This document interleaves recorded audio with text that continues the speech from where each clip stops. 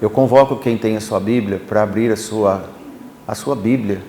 E semanas atrás eu falei com bastante delicadeza, isso é com bastante amor, porque é um papel que contém escritos, mas quando a gente lê em espírito, é mais que um livro. É a palavra de Deus viva e ela tem uma eficácia em cada coração quando está no Espírito do Senhor. Amém? Tiago, o evangelista, homem de Jerusalém, meio-irmão do nosso Senhor Jesus Cristo, ele foi professar o seu arrependimento muitos anos depois de ver o seu meio-irmão, filho de Deus, apresentar-se como Messias. Mas ele teve uma mudança fundamental no seu comportamento e tornou-se um dos líderes da igreja de Jerusalém de forma objetiva, contundente na graça do Senhor. Aproveitamos esta carta para poder nos reanimar, nos redirecionar na palavra de Deus, que assim seja. Nós vamos ler apenas 3 versículos no início, embora esse assunto ele discorra até o versículo 12, mas nós vamos fazer este momento em 2 partes, hoje só a primeira parte, tá? Versículo 1, 2 e 3, leitura. De onde vêm as guerras e pelejas entre vós? Porventura não vem disto, a saber, dos vossos deleites, que nos vossos membros guerreiam? Cobiçais e nada tendes, matais e sois invejosos e nada podeis alcançar, combateis e guerreais e nada tendes, tudo isso porque não pedis. Pedis e não recebeis, porque pedis mal, para gastardes em vossos deleites. Até aqui, oração. Amado Deus, nós te agradecemos mais uma vez, pedimos neste momento que o Senhor nos dê bastante capacidade para poder chegar a cada coração, em nome de seu Filho amado, nosso Senhor Jesus Cristo, nós agradecemos. Amém. Bom, nós podemos observar nesses versículos que o evangelista, ele faz algumas correções pesadas num ambiente que não deveria acontecer certas coisas. Coisas que não são boas, que acontecem nas famílias, são batalhas pessoais e as pelejas são disputas pessoais também. Esses acontecimentos eram evidências de conflitos, porque as pessoas se degladiam, porque as pessoas brigam, porque as pessoas discutem. E ele também diz, Tiago, que há uma sabedoria que vem de Deus. Isto está no capítulo 3, versículo 17. Atenta para nós, eu espero que os irmãos possam projetar o capítulo 3, versículo 17, que diz que a sabedoria que do alto vem é primeiramente pura, depois pacífica, moderada, tratável, cheia de misericórdia e de bons frutos, sem parcialidade e com sinceridade, isto é, sem hipocrisia. Então, essas características sábias vindas de Deus, elas são pacíficas, no seu fruto há paz, não há discussão, não há desavença, um ambiente gostoso de estar, como a igreja está agora. E ela deve permanecer assim. Portanto, a sabedoria que vem de Deus, jamais ela pode ser fonte de guerras, pelejas entre pessoas. Se lá no seu lar, o Senhor é o Senhor do seu lar, você pode ver que não tem quase discussão alguma. Todas as pessoas se amam e se compreendem e demonstram isso. Não há discussões, não há brigas, não há coisas horríveis acima disso. Então Tiago orienta, o que identifica a origem destas desavenças está no coração. Essas atitudes estão no coração das pessoas. E é uma necessidade das pessoas sem Deus para abastecerem os seus desejos pessoais, de corações egoístas, para satisfazer a si mesmo. E é o que ele escreve, que para gastar em deleites. essa expressão do português um pouco mais difícil, seria os deleites. E são os corações egoístas. E ele diz, para que servem esses desejos egoístas? E ele responde, para satisfazer os seus deleites, seus apetites, as suas más vontades. Mas isso tem consequências, como ele diz. Afeta a paz e a união entre os irmãos, quando isso acontece na igreja. Afeta a paz e a união na família, quando acontece na igreja.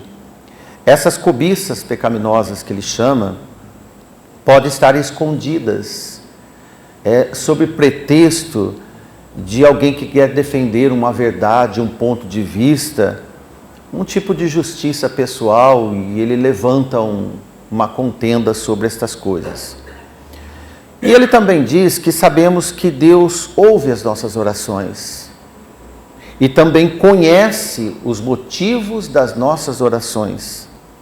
Não é apenas o que pedimos que Deus vê, mas principalmente o motivo que nós pedimos. Pedir e esperar é sempre um exercício saudável para cada um de nós. Agora, o motivo de quando nós pedimos alguma coisa para Deus é que Ele vai sondar. E quanto a isso, devemos estar preparados. E que Ele diz, se não for para os deleites, não tenha dúvida que Deus vai te atender. Amém? E por isso que quando a gente lê e estuda os assuntos anteriores, que estão no capítulo 3 principalmente, ele diz que tem pessoas que usam a sua inteligência para fazer coisas erradas com o coração mau. Um coração mau. E essas manifestações abrem oportunidade para qualquer tipo de desordem e uma infinidade de maldades consequentes. Por outro lado, como ele mesmo diz, que a verdadeira forma sábia de se comportar, aliás, ela gera resultados maravilhosos. Aqueles que se aperfeiçoam nas bondades, os que são misericordiosos serão sempre bem compensados por Deus, tanto nesta vida quanto na vida futura.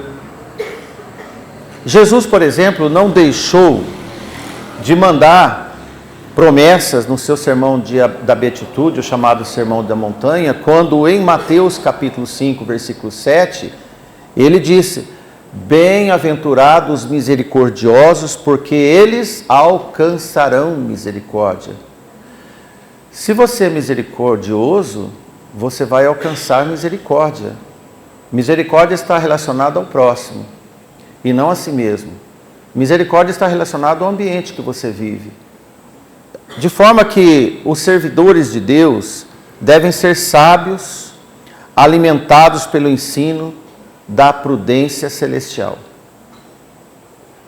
Porque os misericordiosos sabem como pedir e o que pedir. Em Tiago 3,17, onde nós lemos, foi onde nós confirmamos. Agora, os irmãos leitores dessa carta, como nós estamos lendo e conversando com você, precisavam saber dessas orientações perfeitamente sábias vindas de Deus. E além de ter informações do bom e do ruim, do certo e do errado, eles precisavam viver no dia a dia no modo sabedoria. Aos jovens que têm celular, quando você põe seu celular no modo avião, desliga de tudo. Então você tem que colocar o seu coração no modo sabedoria, para você estar conectado sempre na sabedoria de Deus. E isso é importante quando agora no capítulo 4, ele com um desafio para que eles mudassem esse comportamento sem sabedoria de Deus, e estava tornando isso habitual neles. Por exemplo, se você tem na sua família muita discussão, toda hora um está brigando, implicando com o outro, se odeia, um fala mal do outro, fala de um, fala de outro, torna-se habitual essa confusão na família. Isso não é bom. Isso vai destruir toda a família. E se na igreja houver esse tipo de atitude, também destrói toda a igreja. E Paulo escreve em Romanos 12, 21, o apóstolo, olha o que ele escreve: não te deixes vencer do mal. Isso é, não deixe o mal vencer e tornar-se reinante onde você está, mas vence o mal com o bem. Olha, irmãos, você não deve reagir de acordo com os maldosos. Se onde você trabalha, onde você estuda, as pessoas falam mal de vocês, ou de você, você não deve falar mal dessa pessoa.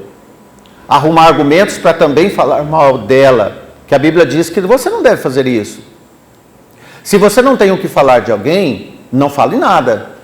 Deixa para que Deus haja.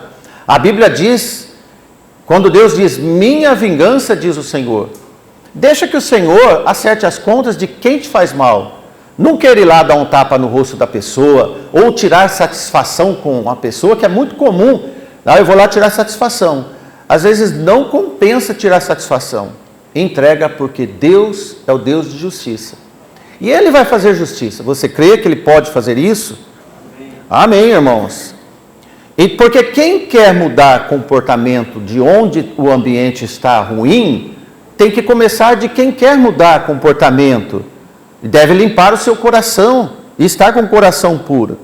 Por isso que o início de eliminar as fontes de maldades, ela começa por aqueles que têm um coração bom. Estão entendendo? E nós podemos ver que a vontade de querer deve ter a vontade de acompanhar com compromisso fiel a Deus, porque é Ele que vai te direcionar sobre a sua posição. E você deve evitar, por exemplo, digo mais aos jovens aqui, até alguns adultos, não compensa você, por exemplo, assistir filmes de violência, porque o seu coração vai ser semeado violência. Não compensa você assistir um filme em que tem muita discussão, muita desavença, traição e pessoas puxando rasteiro no outro. O seu coração vai ser contaminado. Pode você achar que não, mas de repente você está achando interessante esse tipo de comportamento. Assim também você andar com pessoas que só criticam os outros, que falam mal dos outros. De repente você se vê falando mal também. Isso são as más conversações que corrompem os bons costumes. E essas coisas são inapropriadas. E até o seu vocabulário pode mudar se você andar com pessoas com vocabulário corrompido. Bom, irmãos, em 1 Tessalonicenses 5:22 diz, para abster do mal e de toda aparência do mal. Abster é recusar o mal e toda aparência dela. Você acredita que quando o seu coração está no Senhor, as suas companhias também o seu coração vai procurar pessoas que também estão no Senhor?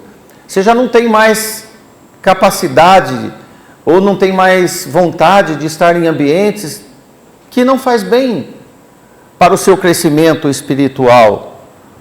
Então, na medida que Tiago vai escrevendo esta carta, ele vai nos ensinando que a influência do mal é extremamente perigosa, embora as pessoas não vejam.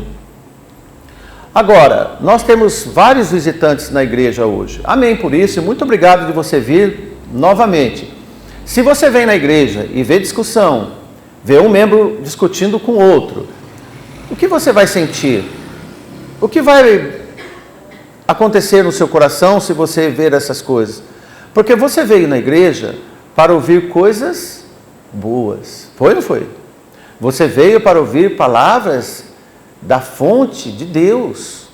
Então, não só ouvir palavras da fonte de Deus, mas também ver comportamento vindos de Deus.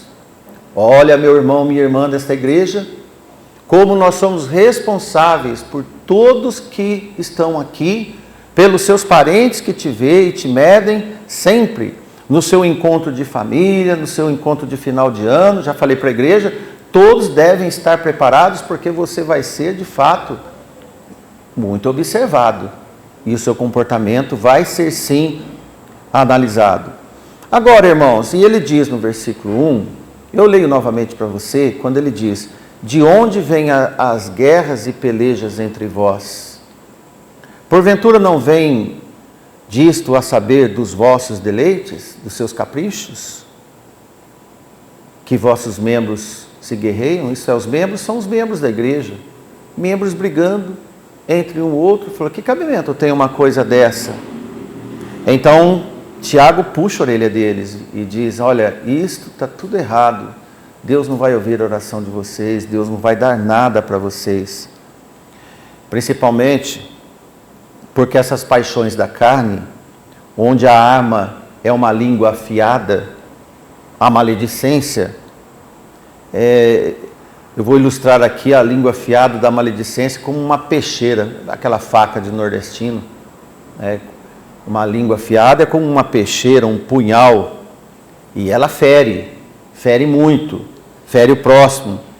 E esse tipo de instrumento, de língua afiada, nunca deveria ser usada por qualquer crente da igreja. Jamais, jamais. Porque nós que somos pais, nós nunca demos uma faca afiada para um filho pequeno nosso. Você dava para brincar? Brinca com a faca aqui que o papai vai tomar um banho. Alguém já fez isso? Nós nunca fizemos. Então, o papai do céu, o nosso pai do céu, nunca nos deu língua afiada para nós usarmos indevidamente para ferir o próximo. E nem a nós mesmos. Dessa forma, irmãos, é que os crentes deveriam também não ter esse objeto em uso. Eu digo objeto, a língua afiada.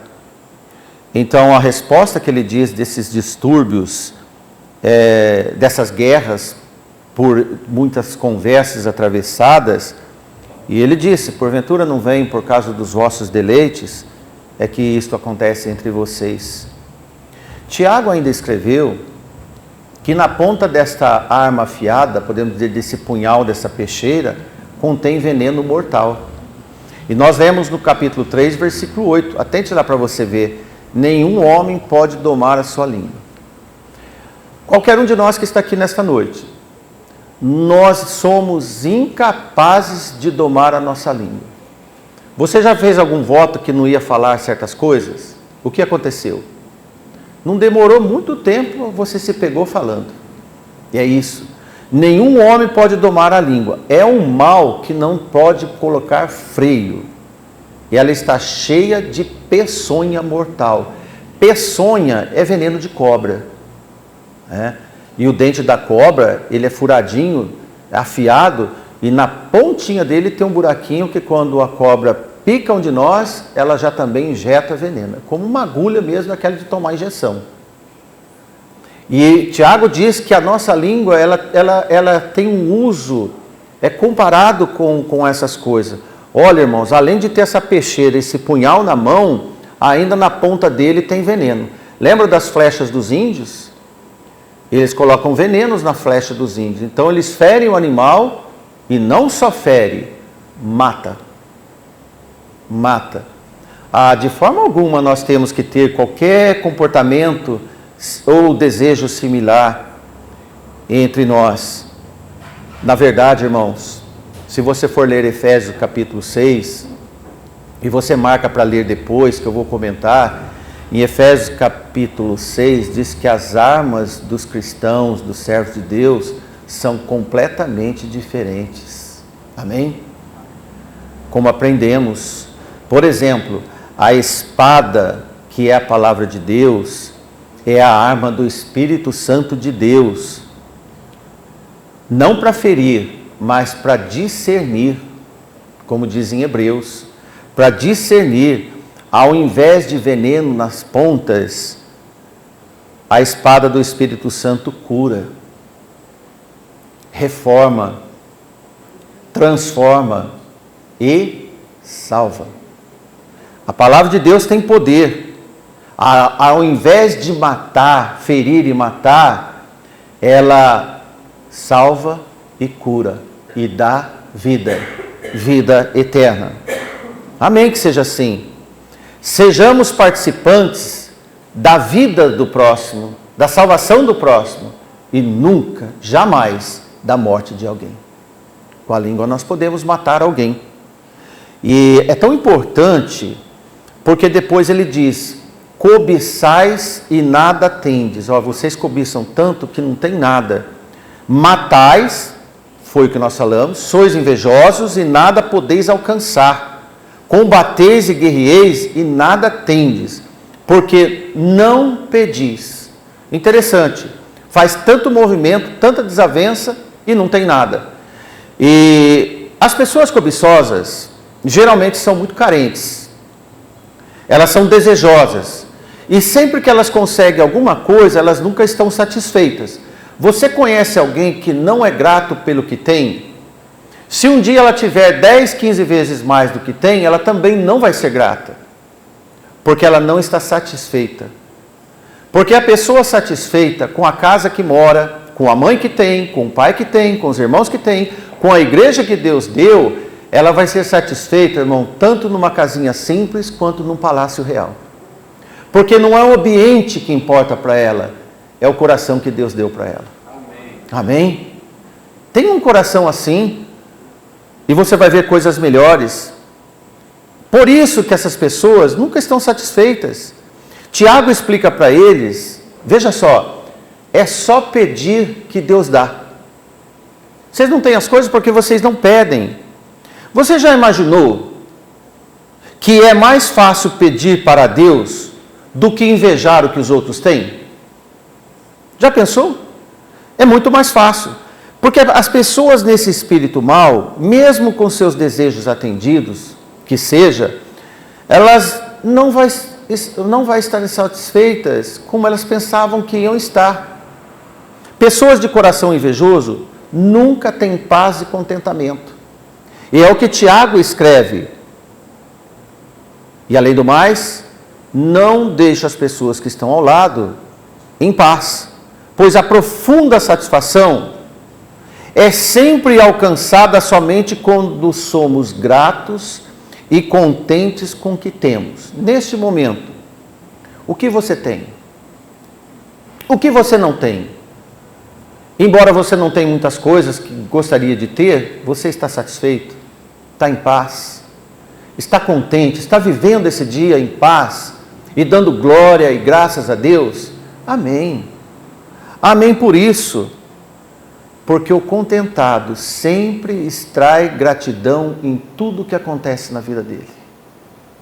Seja no momento difícil, seja no momento bom.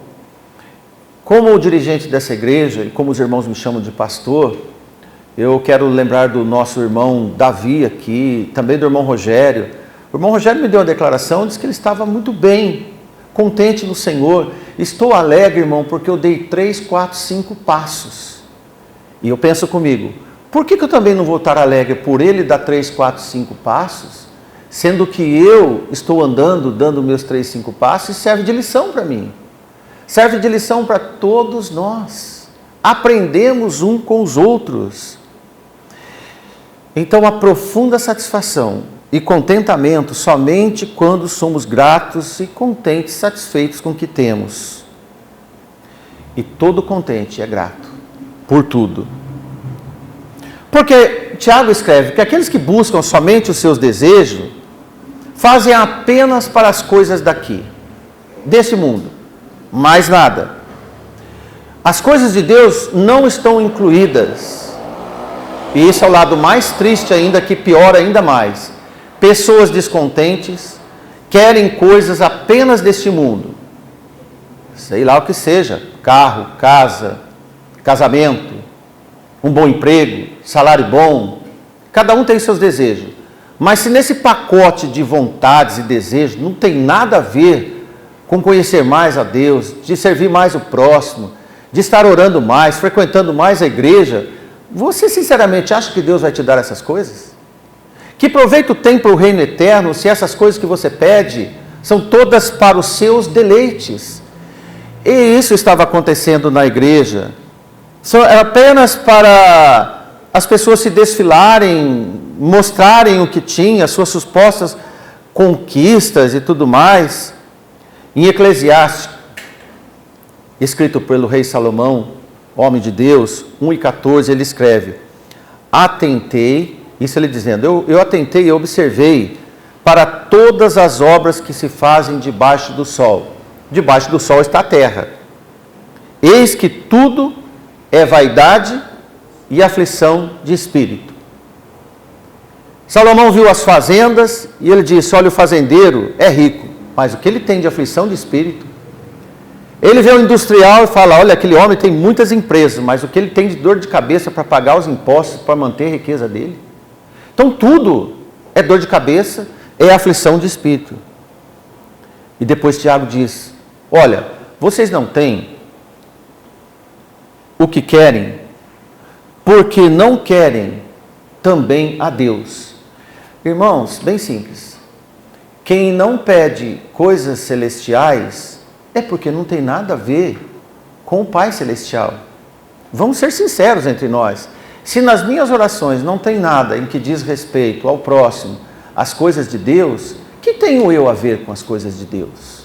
Isso são os deleites. São coisas que não têm importância nenhuma para o reino de Deus. Ah, irmãos, se nos seus bens, por exemplo, principalmente, não está incluído a causa do próximo, e seja ele o necessitado, você não se sensibiliza com os adoentados, com os idosos, com os necessitados, de nada vale ter. É para os seus deleites, apenas para a sua própria realização. E a Bíblia diz que isso são paixões egoístas. Por isso Tiago diz que quando pedem, pedem mal. Primeiro ele diz: vocês não pedem. Depois ele diz: quando pedem, pedem mal. Pedem tudo errado. As petições suplicantes são de péssimo destino. Por isso, de Deus nada recebem. E olha o versículo 3, é o que diz: pedis e não recebeis, porque pedis mal, para gastardes nos vossos próprios prazeres, nos seus próprios deleites. Orações para ter coisas de satisfação pessoal, que nós vemos escrito os deleites, não tem motivo para supor que Deus vai responder essas orações. Porque Deus nunca se comprometeu a ouvir essas orações para a serventia supérflua, para o sucesso nos negócios, sem examinar os motivos. Qualquer oração para empregos mundanos não é processada nos céus. Podemos ver vários exemplos. Se eu peço um carro novo, bonito, elegante para Deus, eu posso pedir, mas eu tenho que olhar na minha oração o motivo. Qual é o motivo? Compreende? Tudo que você ora, coloque para Deus o motivo. Senhor, eu preciso de um carro para ir à igreja. Eu preciso de um carro para passear com a minha família e visitar os meus parentes. Amém. Amém. E isso Deus pode te atender, sim. Porque qualquer que seja o volume de orações por motivos egoístas, não serão no mesmo volume negados nos céus. Tiago, irmãos, diz que eles oravam por todos esses motivos pessoais, mas nós não vemos Tiago dizer que eles oravam por conversões dos seus familiares, por exemplo. Eles não oravam pela saúde dos adoentados, não oravam para os vizinhos, para o país de hoje que nós estamos passando. Por um acaso, irmãos, será que existe na nossa igreja irmãos que não oram para os necessitados, pelo nosso país, por tudo que está acontecendo, pela igreja que você pertence, pelos filhos dos irmãos, pelos jovens das irmãs? Dias atrás uma irmã pediu: eu peço oração pelos jovenzinhos da igreja. Deus atende essas orações? Sim. É pedido por deleite? Não. Nós pedimos oração para os irmãos que sofreram AVCs, que temos vários na igreja. Deus ouve essas orações, irmãos? Ouve. Amém. Isto é fé, embasado que Deus ouve. E não é nenhum motivo egoísta isso.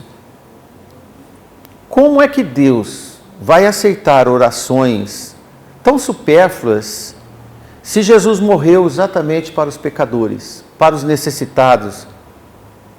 E quanto às orações que existiam na igreja, eram todas para manter os status deles.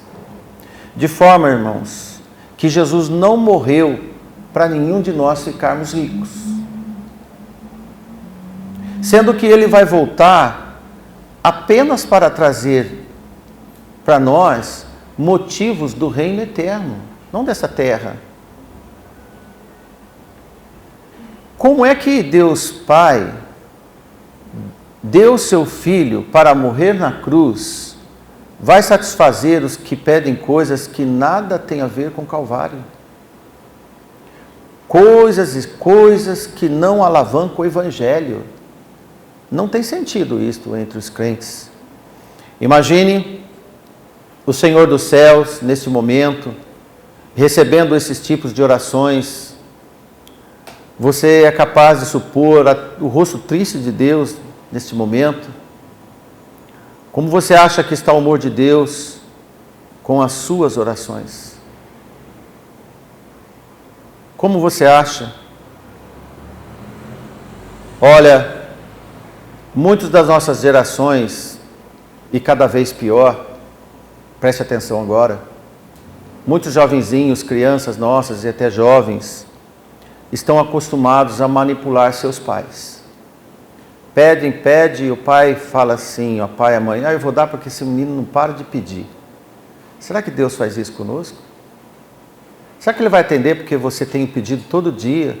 Senhor, lembra? Será que Ele vai pedir?